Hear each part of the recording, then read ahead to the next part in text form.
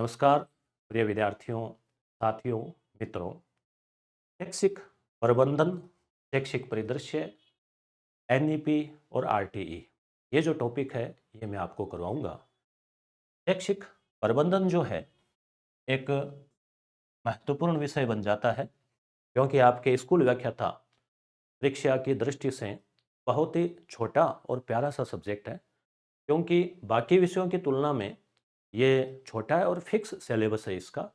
10-12 इसमें टॉपिक है, उनको अगर आप अच्छे से तैयार कर लेते हैं तो ये बहुत अंकदायी हो जाता है। क्योंकि पहले पेपर को आरपीएससी ने और ज़्यादा कठिन और चुनौतीपूर्ण बना दिया है, तो इसमें शैक्षिक प्रबंधन की भूमिका जो है आपके लिए और ज़्यादा उपयोगी हो जाती है। साथ ही जब आप स्कूल व्याख्याता बन जाएंगे तो भी आपके प्रैक्टिकल लाइफ में भी ये चीज़ें काम आएगी। जैसे शैक्षिक प्रबंधन जो है, ये जो पाठ्यक्रम है मुख्यतः 3 मोटे हिस्सों में ये बांटा गया है। शैक्षिक प्रबंधन में प्रबंधन क्या है, शिक्षा के क्षेत्र में प्रबंधन क्या है, का अर्थ क्या है, उसकी अवधारणा और उसके सिद्धांत, यानी प्रबंधन के जो प्रमुख लोक प्रशासन, जो लोक प्रशासक हुए हैं या जो लोक प्रशासन के जो विद्वान हुए हैं, उन्होंने जो कुछ सिद्धांत दिए हैं वो हम इसमें पढ़ते हैं। उसके अलावा गुणवत्तापूर्ण प्रबंधन जो है वो क्या है, उसके अलावा पर्यवेक्षण और निरीक्षण, सुपरविजन और इंस्पेक्शन, ये टॉपिक भी हम इसमें पढ़ते हैं। उसके बाद दूसरा अहम पड़ाव है शैक्षिक परिदृश्य, यानी राजस्थान का जो शैक्षिक परिदृश्य है वो, जिनसे भी आप व्याख्याता बनने के बाद में आपका काम भी पड़ेगा। आप बोर्ड के फॉर्म भरेंगे तो आपका बीएसईआर जो अजमेर में है उससे आपका काम अक्सर पड़ेगा, सेकेंडरी जो एजुकेशन बोर्ड है। उसके अलावा जो आरएससीईआरटी उदयपुर में है उससे भी आपका काम पड़ता है, उसके द्वारा पाठ्यक्रम जारी किया जाता है। आपको भी यानी स्कूल व्याख्याताओं को भी वहाँ पे मौका मिलता है शोध कार्य में या किसी अन्य भूमिका के रूप में, अगर आप इच्छुक होते हैं तो। उसके अलावा हम उदयपुर वाली जो आरएससीईआरटी है वो हम देखेंगे। उसके अलावा निःशुल्क पाठ्य पुस्तकें सरकारी विद्यालयों में दी जाती है। तो जो आरएसटीबी है, राजस्थान पाठ्य पुस्तक बोर्ड है जो कि जयपुर में स्थित है, उसके बारे में हम देखेंगे। कई बार विद्यार्थी 10वीं क्लास की परीक्षा देते हैं और वो पास नहीं होते, तो उनके लिए फिर रेगुलर भी नहीं आ पाते, प्राइवेट भी नहीं आ पाते, तब उनके लिए एक सुनहरा अवसर और होता है कि वो 5 साल भी तैयारी करके, और वो कैसे भी करके जो है 5 बार उनको, मतलब ऐसे अलग अलग कुछ सब्जेक्ट भी है, 17 विषय है, उनमें से 5 विषय लेने होते हैं। उनको कई मौके मिलते हैं, कुल 9 मौके मिलते हैं कि वो पास हो जाए कैसे भी करके। तो उनके लिए भी एक अलग बोर्ड है जो RSOS, यानी कि जो खुला स्कूल जो है, ओपन स्कूल राजस्थान की, वो भी एक महत्वपूर्ण बन जाता है, वो भी अपने टॉपिक में है। तो ये दोनों ही RSTB भी जयपुर का हो गया। उसके अलावा ये अजमेर का हो गया, उदयपुर का हो गया। ऐसे ही अजमेर में और बीकानेर में IASC भी है। हो सकता है आप ही में से किसी ने अगर बीएड की है और सरकारी कॉलेज से की है तो ज़रूर आपका IASC से काम पड़ा होगा। तो ये इस प्रकार की कुछ जो संस्थाएं हैं उनके बारे में हम शैक्षिक परिदृश्य में पढ़ते हैं। उसके अलावा निदेशालय प्राथमिक और माध्यमिक जो कि बीकानेर में स्थित है, उसके बारे में भी हम पढ़ते हैं। उसके अलावा सरकार के द्वारा कोई पहल की गई हो, जैसे कि SIQE, उसके बारे में भी हम पढ़ते हैं। साथ ही साथ कोई नवीनतम योजना कोई खास चल रही हो, वो भी हम थोड़ा इसमें लगे हाथ जो साथ में देखेंगे। फिर सबसे महत्वपूर्ण चीज़ है राष्ट्रीय शिक्षा नीति, जो नई भी है, नवीनतम है। और राष्ट्रीय शिक्षा नीति 2020 वो हम इसमें देखेंगे। केवल विद्यालय शिक्षा का जो टॉपिक है वो हम देखेंगे।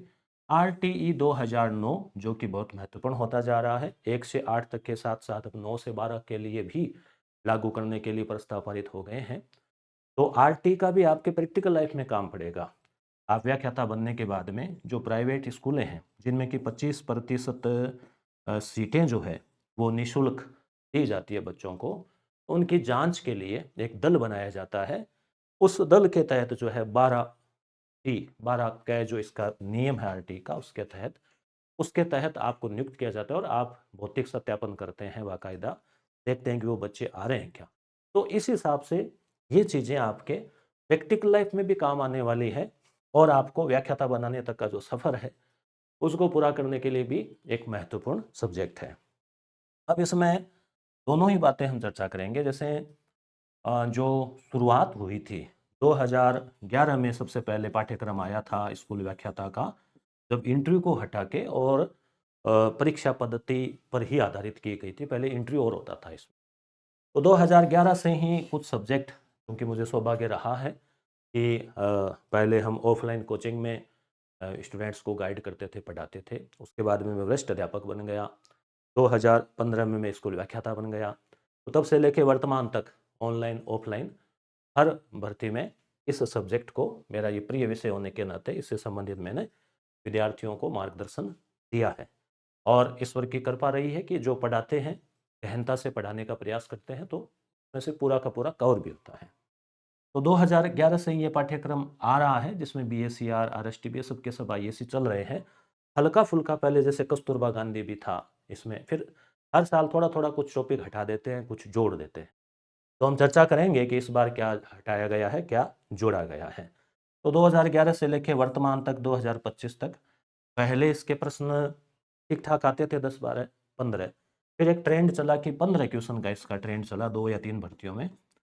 पहला जो पेपर है जिसमें 75 क्वेश्चन होते हैं, उसमें से 15 क्वेश्चन, यानी एक तरह से 20% हिस्सा इसका था। तो एक बहुत महत्वपूर्ण भूमिका जो है ये निभाता था।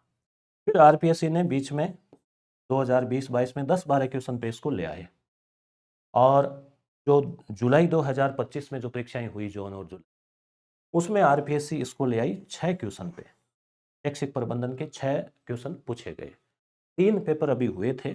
एक तो 23 जून को हुआ था, उसके बाद में 26 जून को हुआ था, और एक हुआ था 6 जुलाई को। कुल 5 पेपर थे, जिसमें फिजिकल एजुकेशन और जो कोच वाला है उसमें शैक्षिक प्रबंधन आता नहीं है। बाकी जो ग्रुप ए, बी और शायद ई था, उनमें ये पूछे गए। तो जो कुल 18 प्रश्न थे, उनको भी हम देखेंगे अभी कि भाई वो किस प्रकार के पूछे गए हैं। वे कह रहे हैं ना कि वे आरपीएससी ने अपना ट्रेंड बदल दिया है, तो बदलते हुए ट्रेंड के अनुसार किस प्रकार के प्रश्न पूछे जाएंगे। तो हालांकि मेरा ये मानना है कि बहुत ज़्यादा कोई ट्रेंड नहीं बदला है।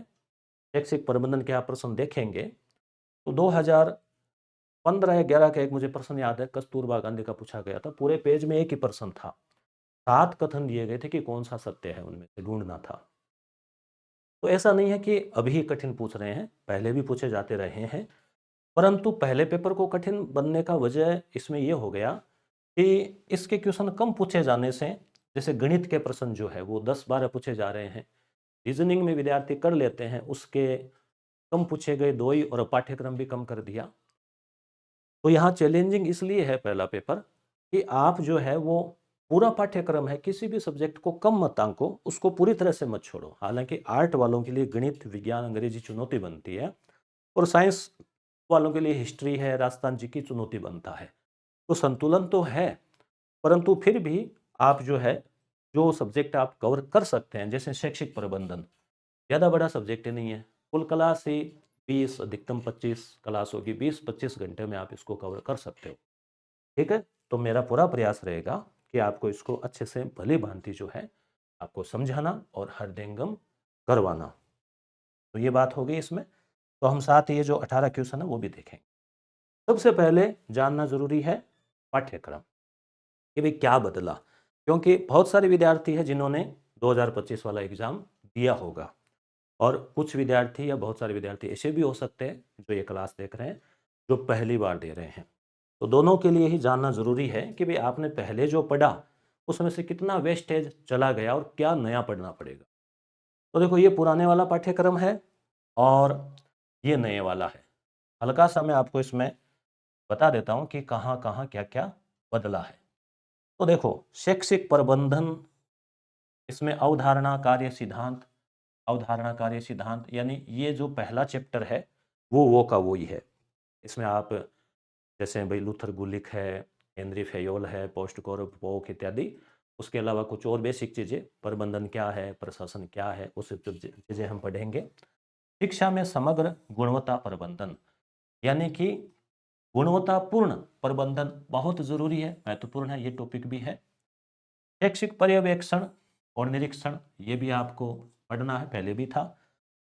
तो संस्थागत योजना, ये शब्द इससे हट गया है नए वाले में, परंतु इंस्टीट्यूशनल प्लानिंग जो है ये वैसे शैक्षिक प्रबंधन में गुणवत्तापूर्ण प्रबंधन का ही हिस्सा है कि भाई आप अच्छा क्वालिटी मैनेजमेंट कर रहे हैं तो संस्था की प्लानिंग भी जरूरी है, योजना तो हिस्सा है प्रबंधन का। इसलिए इसको आप हल्का फुल्का देखते हैं या नहीं देखते हैं, ये अपने आप ही इन टॉपिक में आ जाएगा। शैक्षिक प्रबंधन में नेतृत्व शैली, ये का शैक्षिक प्रबंधन में नेतृत्व शैली, ये भी है टॉपिक इसमें। देखो क्यों, क्योंकि देखो शिक्षा में सामाजिक संगठन और नेतृत्व है, नेतृत्व में नेतृत्व की शैलियां भी आ जाएगी। अब नया क्या जुड़ा है, ये नया जुड़ा है शिक्षा में सामाजिक संगठन, यानी विभिन्न प्रकार के जो सामाजिक संगठन है, सरकार तो प्रयास कर ही रही है, केंद्र और राज्य सरकार। कुछ सामाजिक संगठन भी है ऐसे, जैसे अजीज प्रेमजी फाउंडेशन है, प्रथम है, और भी कई प्रकार के फाउंडेशन है। हमारे यहाँ शेखावाटी क्षेत्र में जैसे तापड़िया ट्रस्ट है, तो सुप्रीम फाउंडेशन जैसे, तो ऐसे बहुत सारे फाउंडेशन हैं जो राजस्थान के विभिन्न क्षेत्रों में कुछ छात्रवृत्तियां दे रहे हैं, कुछ शिक्षकों को प्रशिक्षण दे रहे हैं, उनको भी पढ़ना हमारे लिए महत्वपूर्ण बन जाता है। तो ये एक नया टॉपिक जुड़ा, ठीक है। दूसरा, राजस्थान में शैक्षिक परिदृश्य की बात करें तो प्राथमिक और माध्यमिक शिक्षा, तो ये शब्द दे दिया तो हम प्राथमिक और माध्यमिक शिक्षा के निदेशालय को भी हम पढ़ना होता है हमें। उसके अलावा स्पष्ट दे रखा है जैसे एससीईआरटी जो उदयपुर वाली, यानी आरएससीईआरटी, पीएसईआर यानी जो बोर्ड जो है अपने माध्यमिक शिक्षा बोर्ड अजमेर वाला, आईएएससी जो पहले 4 थी अब सरकारी 2 ही है, हम पढ़ेंगे पूरा आईएएससी, ठीक है। तो ये हूबहू है। डाइट राजस्थान राज्य मुक्त विद्यालय, तो डाइट राजस्थान राज्य मुक्त विद्यालय आरएसओएस। उसके अलावा राजस्थान राज्य पाठ्य पुस्तक बोर्ड जो किताबें छापता है वो, और गुणवत्तापूर्ण शिक्षा के लिए राज्य पहल यानी कि जो SIQE जो हुई थी वो, ये तो वो के वही है। फिर क्या हटा, ये हट गया है जो कोरोना काल में हुआ था, जो 2021 में शायद जुड़ा था, जैसे दीक्षा राइज, ये वो प्रशिक्षण होता है, दीक्षा एक ऐप भी है। स्माइल जो कार्यक्रम था कोरोना के दौरान चला था, शिक्षा दर्शन और शिक्षा वाणी जो कोरोना के काल में रेडियो के ऊपर और टीवी के ऊपर जो कार्यक्रम चलते थे, हवा महल इत्यादि, वो सब हट गए हैं। और साथ ही साथ समग्र शिक्षा अभियान भी हटा दिया है। ये पहले जो है वो सर्व शिक्षा अभियान था, SSA हुआ करता था। उसके बाद में रमसा जो है राष्ट्रीय माध्यमिक शिक्षा अभियान आया, तो ये प्रारंभिक एजुकेशन के लिए था, ये माध्यमिक के लिए था। और समग्र शिक्षा अभियान जो है समसा, वो सार्वभौमिक शिक्षा प्राथमिक से लेकर उच्च माध्यमिक तक था, परंतु वो 2017 में ये शुरू हुआ, अब ये समाप्त हो गया है। तो ऐसे भी करके जो है इसको हटा दिया गया है। तो ये 4 टॉपिक हट गए हैं, तो आपको ये नहीं पढ़ने हैं, या आपने पहले पढ़ रखे हैं तो इनको आप अपनी मेमोरी से भूल जाएं, डिलीट कर दें, यानी आप रिवीजन नहीं करेंगे तो ऑटोमेटिक वो भूल जाओगे। या आपके पास किताब है, नोट्स है, तो इनको आप हटा देवें। नए में क्या है, नए में एक तो शिक्षा में सामाजिक संगठन हो गया, ठीक है। अब यहाँ पे देखो इन्होंने लिखा है NEP 2020 के निहितार्थ में, तो NEP 2020 को अलग से भी दिया है, देखो यूनिट वाइज बांटा है, यहाँ पे 3 यूनिट बना दिए हैं। पहले ये 2 यूनिट हुआ करती थी, 1 और 2। तीसरी यूनिट जो है, अब पहले इसमें भी थी तीसरी यूनिट, RT भी थी, अभी भी RT है। तो राष्ट्रीय शिक्षा नीति 2020 विद्यालय शिक्षा, ये पूरी तरह से एक नया टॉपिक जुड़ा है। तो अगर 6 प्रश्न हम माने पुनः है तो 2 2 2 यहाँ से पूछे जा सकते हैं। प्रश्नों का एक अनुमान ही मान सकते हैं कि भाई इतिहास के, भूगोल के, बाकी सब के 5-5 हिंदी के, अंग्रेजी के पूछे जा रहे हैं। तो शैक्षिक प्रबंधन के 5 प्रश्न तो रहेंगे, 5 से कम तो नहीं होंगे, एकदम पूरी तरह से नष्ट नहीं होगा सब्जेक्ट के। अधिकतम की हम बात करें तो मनोविज्ञान को भी इसमें जोड़ दिया है। पहले मनोविज्ञान के 20 प्रश्न आया करते थे, जो आपके सेकंड पेपर को भी उसमें 40% में मदद करते थे। उसको लाके फर्स्ट पेपर में डाल दिया मनोविज्ञान को, और 4 इक्वेशन पिछली बार पूछे गए। तो मनोविज्ञान के 4 या 5, तो शैक्षिक प्रबंधन की 5 या 6। अब 6 पहले पूछे गए हैं, तो संभावना है कि 6 सवाल तो आने ही हैं। हो सकता है अधिकतम 10 तक भी चले जाएं। अब वो पेपर बनाने वाले पर निर्भर है, क्योंकि कहीं पर भी कहीं डिवाइडेशन नहीं किया है कि यहाँ से इतने इतने इतने, वो आज़ाद है, स्वतंत्र है, फिर भी सभी सब्जेक्ट को बराबर महत्व देते हुए परंपरा के अनुसार जो है वो चलते हैं। तो इस प्रकार से तो एक ये टॉपिक नया हो गया और एक ये टॉपिक नया हो गया। उसके अलावा जो है आरटीई, निःशुल्क और अनिवार्य शिक्षा का अधिकार अधिनियम, इसको तो आप पढ़ते ही है, कोई सी भी ग्रेड की आप परीक्षा दे रहे हैं तो भी आप पढ़ते हैं, तो ये भी हम इसमें पढ़ेंगे। ये राजस्थान वाला न होके भारत सरकार वाला है, इंडिया वाला है, ठीक है, तो ये हमें इसमें पढ़ना है।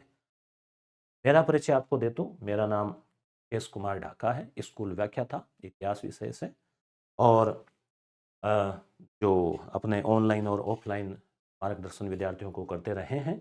साथ ही इस बार स्कूल व्याख्याता के लिए रवि कुलेरिया सर के साथ सह लेखन का सुअवसर मुझे मिला, और ये एक PYQ की व्याख्या सहित पुस्तक जो है वो हमने निकाली है, आप तक ज़रूर पहुंच गई होगी, आपने ज़रूर इसको जो है पढ़ा होगा। बहुत शानदार व्याख्या के साथ में, गहन विस्तृत व्याख्या के साथ में पूरे पाठ्यक्रम को कवर किया है।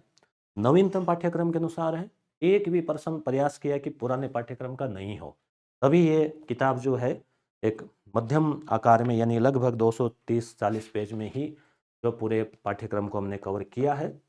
2011 से लेकर 2025 तक के पेपर है।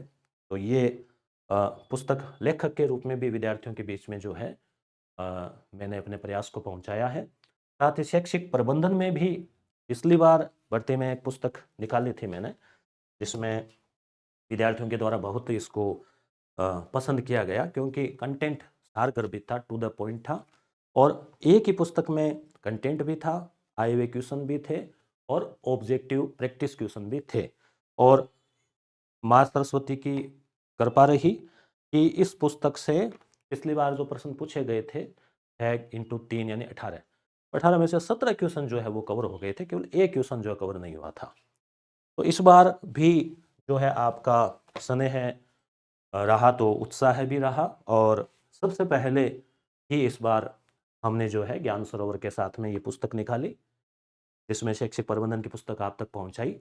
इस बार थोड़ा टाइपिंग कंटेंट को और अच्छे से सेट किया गया है, तो कम पेज में ही, यानी 120 पेज में ही पूरी पुस्तक को जो 4 टॉपिक हटे वो यहाँ से हटा दिए हैं, उनके ऑब्जेक्टिव भी हटा दिए, PYQ भी हटा दिए। इसी एक पुस्तक में PYQ भी 2011 से 25 है, और टू द पॉइंट कंटेंट है, और जो है 500 प्लस लगभग प्रैक्टिस सेट भी है। तो ये गागर में सागर भरने का प्रयास किया है, इसमें नोट्स फॉर्मेट के रूप में है। ये मैं इसलिए बता रहा हूँ आपको कि भाई आप ये क्लासेज आप देखेंगे तो आप नोट्स PDF का प्रिंट आउट निकालोगे 150 पेज का, तो उतने खर्चे में आपके ये पुस्तक ही आ जाएगी। इसलिए आपको जो है इसके बारे में अवगत करवाया है, और भाई जैसे ध्यान में भी रहें आपके कि भी लेखन कार्य भी हम साथ में कर रहे हैं। अब जो है हम देखेंगे सबसे पहले जो सवाल पूछे गए 2025 वाले, वो इसलिए क्योंकि आप पहली क्लास में ही ये पढ़ना इसलिए ज़रूरी है कि आपके दिमाग में रहे, माइंड सेट रहे कि हाँ भी इस टाइप के प्रश्न पूछे जा रहे हैं। कुछ का लेवल सरल है, कुछ थोड़ा दिमाग से करने वाले, भले पढ़ा हो या नहीं हो, दिमाग से करने वाले कुछ ऐसे हैं जो कि रटने वाले होते हैं, फैक्ट याद हो, कंठस्थ हो। तो वो सवाल हम यहाँ पे 14 सवाल है, क्योंकि 18 सवाल थे जिनमें से 4 जो है क्या हो गए, आउट ऑफ सिलेबस के हो गए हैं अब वर्तमान के हिसाब से, क्योंकि शिक्षा दर्शन, शिक्षा वाणी वो पाठ्यक्रम में रहा नहीं है, तो वो हमने लिए नहीं है। तो ये 14 सवाल जो है हम एक्सप्लेन कर लेते हैं, उसके बाद में हम टू द पॉइंट जो पाठ्यक्रम है जो हमने देखा अभी उसके अनुसार हम चलेंगे।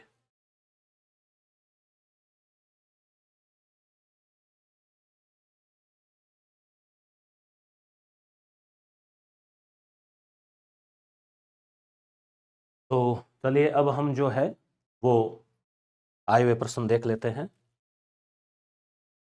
देखो, ग्रुप ए में ये प्रश्न पूछा गया, शैक्षिक प्रबंधन के आधारभूत कार्यों को उनके अर्थ के साथ सुमेलित कीजिए।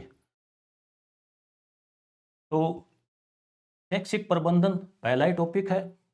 अब आप पहले क्या है, इस प्रकार का प्रश्न आता है तो सबसे पहले आप इन चीजों के बारे में सोचिए, नियोजन, निर्देशन, समन्वय और संगठन। आप सबसे पहले नियोजन, नियोजन का मतलब क्या होता है? प्लानिंग, योजना बनाना।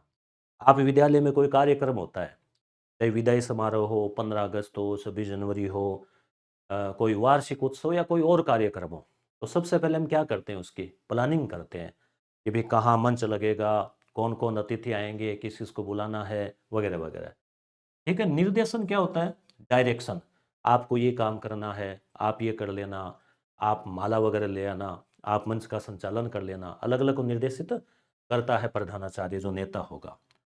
समन्वय का मतलब क्या होता है? कोऑर्डिनेशन। आपस में तालमेल करेंगे कि भी आप दोनों व्यक्ति मंच संचालन कर लेना, आप जो है अनुशासन को संभालना, तो ये समन्वय का काम हो गया। संगठन, संगठन क्या होता है? भी कोई भी जो संस्था है उसका जो ढांचा है वो संगठन है, जिसमें भौतिक चीजें भी आती है, मानवीय संसाधन भी आते हैं, तो वो सब चीजें। अब आप इस हिसाब से देखो, प्राधिकरण की औपचारिक संरचना स्थापित करना, तो औपचारिक संरचना है तो वो क्या हो गया? संगठन। कार्य के विभिन्न भागों में अंतर संबंध स्थापित करना, ये क्या हो गया? समन्वय। किए जाने वाले कार्यों की व्यापक रूपरेखा बनाना, ये क्या हो गया? प्लानिंग, नियोजन। तो एक में तीन, अब ये एक में तीन एक ही है। नियोजन का अगर आपको अर्थ आ रहा है तो भी कोई दिक्कत नहीं। विशिष्ट आदेश और निर्देश, निर्देशन, दो में चार, दो में चार एक ही ऑप्शन में आ रहा है, तो ये प्रश्न हम इसको कठिन नहीं कह सकते। देखने में बड़ा लग रहा है, जल्दबाजी में करते हैं तो गड़बड़ हो सकती है, समझ कर करना है तो गड़बड़ नहीं होगी, गलत नहीं होगा। ठीक है। अगला प्रश्न था आरटीई का, निशुल्क और अनिवार्य बाल शिक्षा का अधिकार अधिनियम 2010, यानी 2009 उसमें नाम आता है, 2010 में यह लागू हुआ, के अनुसार राष्ट्रीय सलाहकार परिषद का गठन किससे होगा? तो एक राष्ट्रीय सलाहकार परिषद होती है सेंटर में, ठीक है, धारा इसकी 33 के अनुसार। एक राज्य में होती है राज्य सलाहकार परिषद, राज्य में भी होती है राज्य सलाहकार परिषद, धारा 34 के अनुसार। अच्छा, तो इसमें क्या होगा, कौन कौन होंगे? तो एक अध्यक्ष तो होगा ही होगा, सदस्य कितने होंगे? तो एक अध्यक्ष और 14 सदस्य होंगे। ये प्रश्न थोड़ा सा फैक्ट वाला था, फैक्ट आपको याद कर रखा है तो आप इसको सही कर सकते हैं, नहीं तो ये गलत हो सकता है या छोड़ना पड़ सकता था। अगला, निशुल्क एवं अनिवार्य, थोड़ा इसको,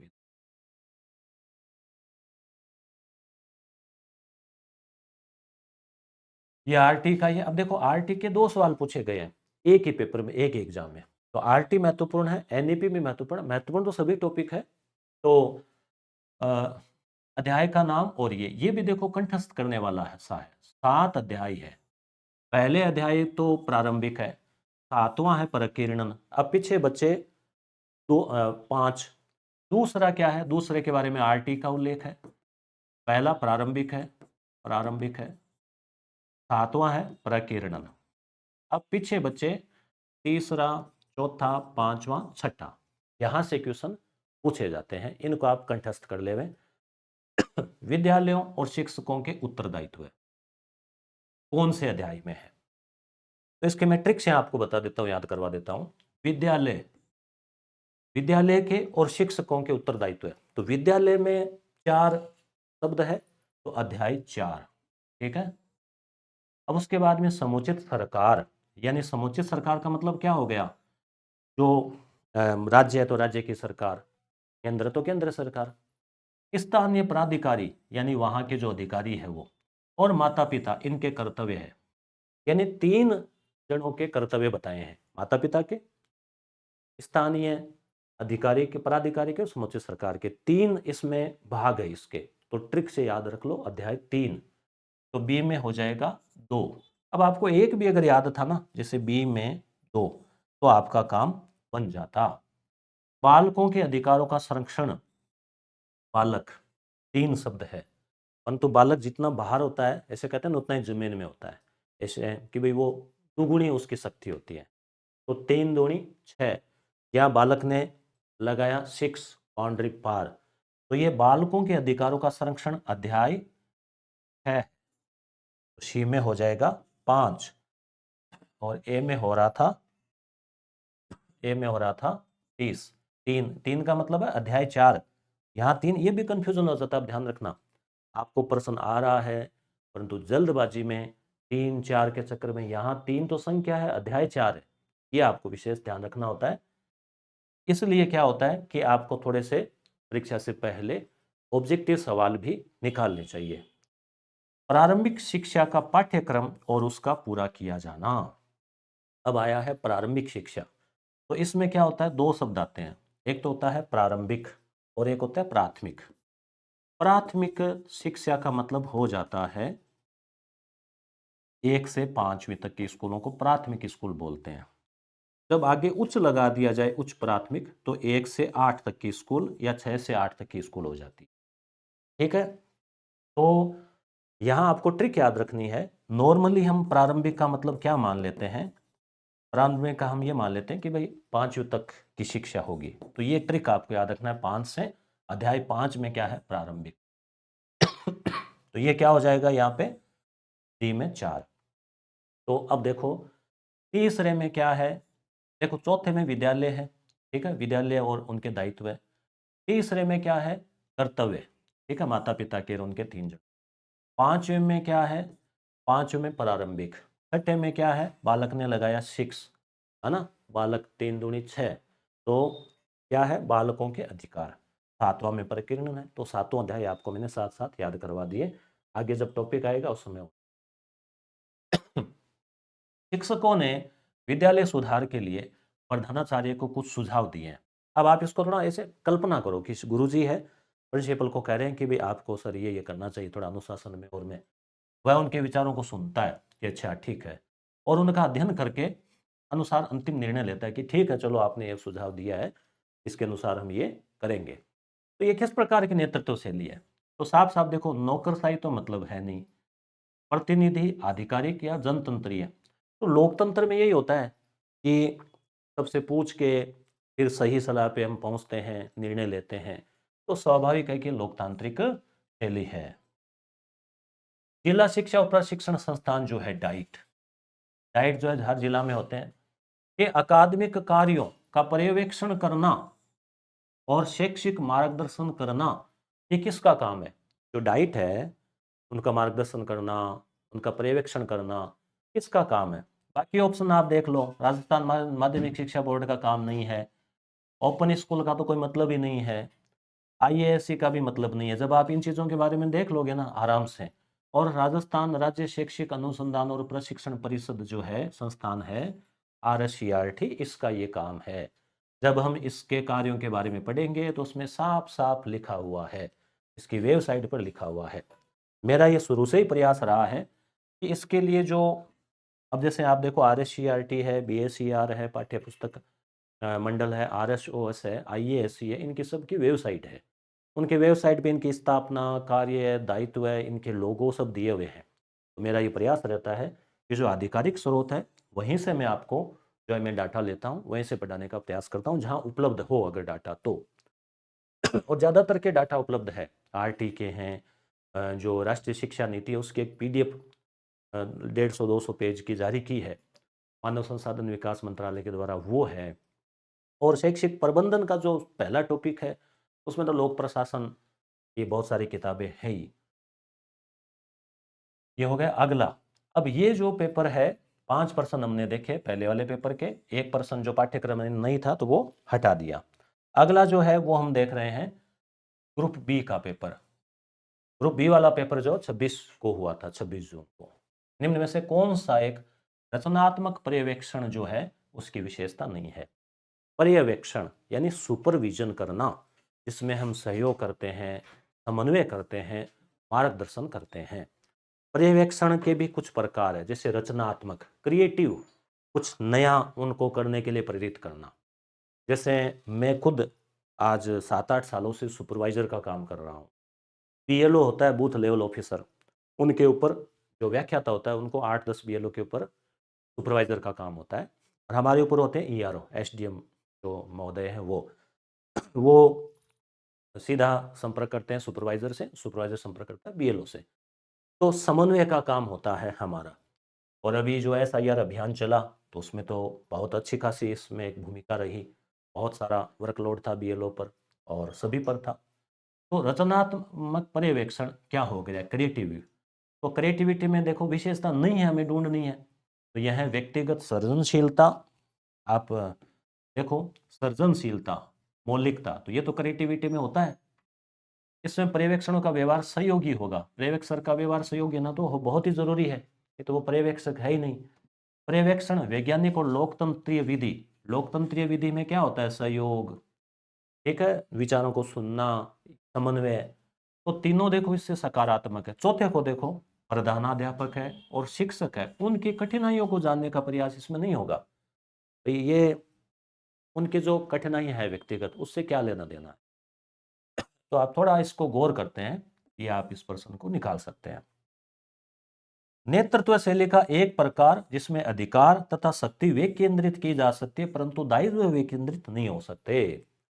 नेतृत्व यानी विद्यालय में नेतृत्व किसका है, प्रधानाध्यापक का, हेडमास्टर या प्रिंसिपल का। 12वीं तक की स्कूल है तो प्रिंसिपल, प्रधानाचार्य का।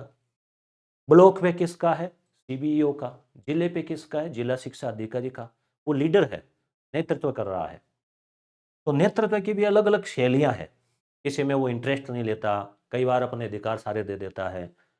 तो यहाँ पे क्या है, अधिकार और शक्ति तो विकेंद्रित कर दी कि भाई ये मैं जो है काम ज़्यादा नहीं करूँगा, या मैं जो है खुद सारा काम ना करके ये आप संभाल लो, इससे संबंधित काम, ये काम आप संभाल लो, आप ही देखो फाइनल। परंतु अंतिम जिम्मेदारी किसकी होगी, उसी की होगी, क्योंकि कल को कोई गलती होती है, उल्हान आता है तो अधिकार और शक्ति तो विकेंद्रित कर दी कि भाई ये आप ले लेना, ये काम आप ले लेना, ये काम आप ले लेना। परंतु दायित्व जो है ना, जिम्मेदारी, जिम्मेदारी उसी की बननी है। उलाहना आएगा, कोई कार्रवाई होगी तो उसी पे ही होगी। तो फिर ये क्या होगा यहाँ पे कि भाई क्या कहलाता है इस प्रकार का नेतृत्व है। तो ये जनतंत्र ये तो नहीं है, ये है आधिकारिक नेतृत्व है। इसमें क्या होता है, अधिकारों का जो है वो बंटवारा तो हो गया, परंतु दायित्व उसी का रहना है।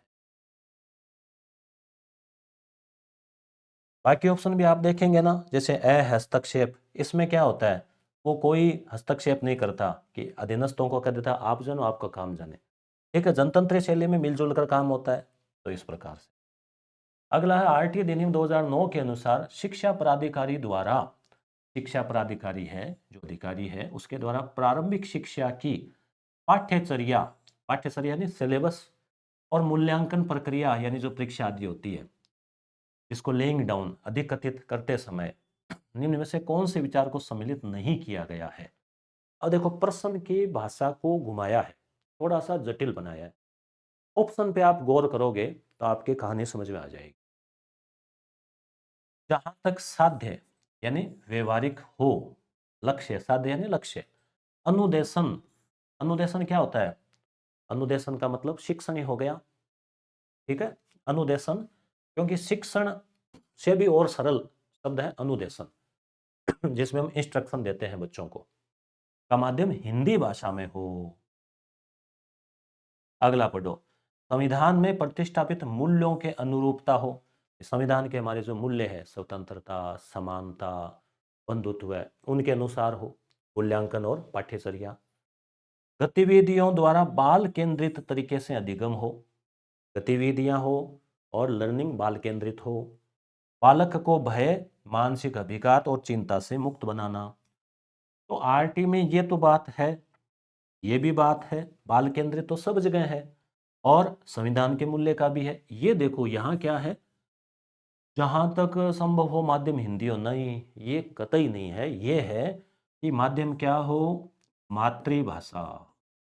जो 5वीं तक की एजुकेशन है, ये आरटी में भी कहा गया है, ये एनईपी में भी कहा गया है, और आज का नहीं, 1854 में वुड डिस्पैच आया था, उस समय भी ये कहा गया था कि प्रारंभिक एजुकेशन जो है वो मातृभाषा में हो। तो जैसे गुजरात है तो गुजराती, पंजाब है तो पंजाबी, राजस्थान है तो मारवाड़ी, ऐसे उसमें बच्चों के ज़्यादा समझ में आता है, बच्चे कॉन्सेप्ट को आसानी से समझते हैं। तो इसलिए अब मान लो साउथ की बात है तो उनके लिए तो हिंदी कठिन हो जाएगी। इस प्रकार से मातृभाषा या फिर क्षेत्रीय भाषा, ये आप जब आरटी पढ़ते हैं तो उसमें आता है कि जहां तक संभव हो माध्यम मातृभाषा हो। ठीक है,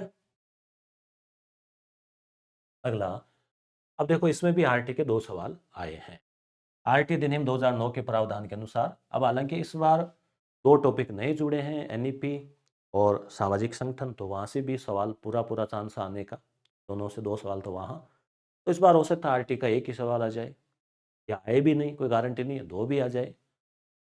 पढ़ने सारे टॉपिक ही है आपको, जो 10-15 टॉपिक है वो। आरटी 2009 के प्रावधान के अनुसार कक्षा 1 से 5 के लिए अगर प्रवेशित बालकों की संख्या 91 से 120 है, तो शिक्षकों के कितने शिक्षक होंगे? तो यहाँ के आप लिए 3 का पहाड़ा याद रखो, 1 3 3, 6, 3 3 9, 4 3 12। तो 4 3 12, 12 का मतलब 120, 3 3 9 मतलब 90, तो 90 तक, 3 60 तक, 2 30 तक, 1 तो 3 का पहाड़ा बोल लिया करो, 4 3 12, तो 4 शिक्षक, सिंपल। ठीक है, तो ये जो है वो आपके छात्र शिक्षक अनुपात, ये प्रश्न भी आता है किस धारा में है, तो 25 को आप 2:5 याद रख लो। Rajasthan state open school RSOS जो है, उसके द्वारा परीक्षा में बैठने के लिए किस विषय की अनिवार्यता नहीं है। अब आप 10वीं कर रहे हैं वहां से, आपका मतलब कोई विद्यार्थी वहां से कर रहा है, तो ज्यादातर क्या होता है, अपना जो बोर्ड है वहां बच्चे कहाँ फंसते हैं, गणित उनके समझ में नहीं आती, या फिर अंग्रेजी की उनकी प्रॉब्लम आती है अपने राजस्थान में, या सामान्यतः है राजस्थान के विद्यार्थियों को। तो वहां पे एक तो गणित जरूरी नहीं है लेनी, और भी बहुत सारे सब्जेक्ट है, 17 विषय। अंग्रेजी जो है वो भी लेनी जरूरी नहीं है, पर विज्ञान जरूरी है, ध्यान रखना। तो 1 और 3 जो है इसका उत्तर हो जाएगा, 1 और 3। तो ये हमने पढ़ाए थे सारे क्वेश्चन, पिछली बार भी पढ़ाए हैं, किताब में भी थे, हूबहू थे, ऑब्जेक्टिव क्वेश्चन तक बने हुए थे। ये हो गया ग्रुप बी का पेपर। अब ग्रुप सी का पेपर जो है, ग्रुप ई का पेपर, यानी जो 6 जुलाई को हुआ, शायद पॉलिटिकल वालों के लिए, उनके लिए था ये। कौन सा कथन पर्यवेक्षण के बारे में सही नहीं है? तो इंस्पेक्शन का नहीं पूछा, हो सकता है इस बार पूछ ले, निरीक्षण का। पर्यवेक्षण का, कि पर्यवेक्षण क्या है, औपचारिक होता है, एक अनवरत, सही है, सही है पूछा है, अनवरत प्रक्रिया है। अनवरत का मतलब क्या होता है, कंटिन्यू, लगातार चलता रहता है, ऐसा नहीं कि आज पूरा हो गया एक दिन में, छोटी अवधि के लिए होता है। अब ये देखो, दो विरोधाभासी चीजें हैं, छोटी अवधि है तो लंबी अवधि नहीं होगी, अनवरत नहीं होगा, अनवरत है तो ये नहीं होगा। तो दोनों में से तो एक होना ही है क्लियर कट, या तो ये गलत है या ये गलत है। ये अधीनस्थों को निर्देश देने के लिए है, तो निर्देशन का तो काम है ही नहीं ना इसमें, पर्यवेक्षण में, ये तो समन्वय का काम है। निर्देशन का काम जो है वो तो इंस्पेक्शन में होगा। तो सही क्या है, यह एक अनवरत प्रक्रिया है, कोई औपचारिक भी नहीं होता, यह अनौपचारिक होता है पर्यवेक्षण। ठीक है, क्योंकि प्रैक्टिकल रूप से उनका सहयोग किया जाता है। तो यहाँ पे हो जाएगा, ये एक अनवरत प्रक्रिया है, सही है। ठीक है, पर्यवेक्षण लगातार चलने वाली प्रक्रिया है, सतत प्रक्रिया है, व्यापक प्रक्रिया। जैसे अभी बीएलओ के लिए हम लोग केवल उनको फ़ोन करना या फॉर्म कलेक्ट करना ही नहीं था, बल्कि फील्ड में भी हम जाते थे। इस बीएलओ का कार्य धीमा चल रहा है या फील्ड में प्रैक्टिकल समस्या आ रही है, फील्ड में जाना, फॉर्म भरवाना, मदद करना, ये काम भी था हमारा। तो क्या है, ये औपचारिक नहीं है, प्रैक्टिकल है। शैक्षिक प्रबंधन के कार्यों में सम्मिलित है योजना बनाना, ये तो है ना, प्लानिंग तो सबसे पहली चीज़ है प्रबंधन की। तो पहले को ढूंढ लो आप, 1 और 2, केवल 3 तो ये तो नहीं होगा, 1 और 3, 1 और 4, तो एक तो कट गया। अब है नीति बनाना, समन्वय करना और समीक्षा करना। यहाँ ऑप्शन में देखो चारों नहीं दिए, तो कंफ्यूजन वैसे नहीं होगा। अब देखो समन्वय भी आता है, ठीक है, हम पोस्ट कोरब में भी पढ़ते हैं, और बार बार हम समन्वय पढ़ रहे हैं, पर्यवेक्षण निरीक्षण, समन्वय तो करना पड़ेगा, प्रिंसिपल को स्टाफ के साथ करना पड़ेगा, आपको बच्चों के साथ करना पड़ेगा, समन्वय बहुत जरूरी है। तो समन्वय भी इसमें आ जाएगा, 1 और 3, तो 1 के साथ में 3 आ जाएगा, हालांकि ये दोनों ऑप्शन एक जैसे छप गए, कोई बात नहीं। तो ठीक है, अब इसमें जो है नीति बनाना, ये देखो पॉलिसी बनाने का काम शैक्षिक प्रबंधन में नहीं आता। यानी शैक्षिक प्रबंधन जो है, यानी जो शिक्षा के अधिकारी है, चाहे वो प्रिंसिपल हो या जिला शिक्षा अधिकारी हो। नीति बनाने का काम यहाँ से नहीं, नीति बनाने का काम है सरकार का, मंत्री परिषद है, वहाँ पे जो अधिकारी बैठे हैं उनका काम है। समीक्षा करने का काम भी शैक्षिक प्रबंधन में नहीं आएगा, क्योंकि समीक्षा जो है यानी कि वो जो टीम आती है जांच के लिए, तो वो करती है समीक्षा कि भाई कितना आपने जो है वो अचीव किया, कितना नहीं किया। तो ये दो ही इसमें आएंगे। आरटी 2009 की धारा 25 इससे संबंधित है। अभी अभी हमने इसके बारे में चर्चा की थी कि 2:5, आप ये ट्रिक याद रख लो। तो धारा 25 किससे है? छात्र अध्यापक अनुपात, वही 3 3 6 3 3 9 4 3 12 5 3 15, फिर 200 फिर प्रिंसिपल, वो हेडमास्टर, वो सब याद रख लेना। आरटी 2009 के तहत एक बच्चे को प्रवेश पाने का मौलिक अधिकार कहाँ है? मौलिक अधिकार, ठीक है, तो केवल राजकीय विद्यालय में या केवल निजी विद्यालय में? देखो राजकीय में तो है ही, निजी में भी है ना 25% सीटों के ऊपर उसको आरक्षण, धारा 12 के तहत, है ना। केवल अल्पसंख्यक, तो ये दो हो रहे हैं। तो अल्पसंख्यक का भले ही आपको कहीं पता नहीं हो, तो वहां भी है। तो सभी विद्यालयों में है, चाहे वो अनुदानित हो चाहे निजी हो, बच्चा प्रवेश पा सकता है। ठीक है, प्रवेश तो पाएगा ही। और निःशुल्क भी है प्राइवेट में, निजी में 25% और सरकारी में 100% निःशुल्क। तो इस प्रकार से ये हमारे जो कुल हमने यहाँ पे देखे 14 प्रश्न, इसमें से 18 सवाल जो है वो पूछे गए थे, 6 × 3 18। इसमें से 4 सवाल ओल्ड होने की वजह से हमने डिलीट कर दिए हैं, क्योंकि वो आपके लिए उपयोगी नहीं है। सारे के सारे सवाल जो है मैंने कंटेंट पढ़ाया, जो कंटेंट आपको पुस्तक में दिया उसमें से कवर थे। केवल ये सवाल कवर नहीं था, 18 में से एक सवाल, बाकी 17 सवाल कवर थे। और अब हमारा आगे प्रयास रहेगा कि जो पाठ्यक्रम जो है उसको एकदम गहनता से आपको समझाया जाए। आपको अच्छे से पहले समझना है चीज़ों को, समझने के बाद में उनको रिवीजन करते हैं, कंठस्थ करते हैं 2 बार 3 बार, तो चीज़ें स्थायी हो जाती है। परीक्षा तक जो है आपके आराम से काम आ जाएगी। धन्यवाद।